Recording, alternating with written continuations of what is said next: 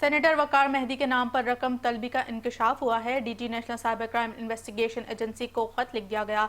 इसी हवाले से मजीद तफसीलात जानते हैं नुमाइंदा 5 न्यूज अनुषा जाफरी से। जी अनुषा, अपडेट कीजिएगा।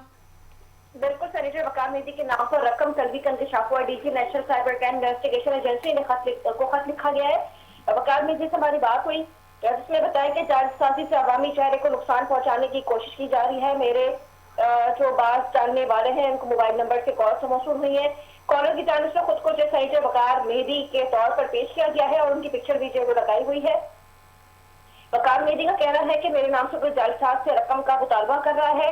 पहले मैंने national cyber crime investigation agency को खत लिखा था। डीआईजी सीआईए मुकद्दस हैदर को भी तहकीकात के लिए लिखा है। वकार मेहदी ने चैनल 5 से टेलीफोन पर गुफ्तगू करते हुए बताया है कि लोकल नंबर पर मेरा नाम और तस्वीर लगाकर जालसाजी की जा रही है। केस पर तहकीकाती इदारों की जानिब से काम किया जा रहा है। जी, तफसीलात से आगाह करने का शुक्रिया अनुषा।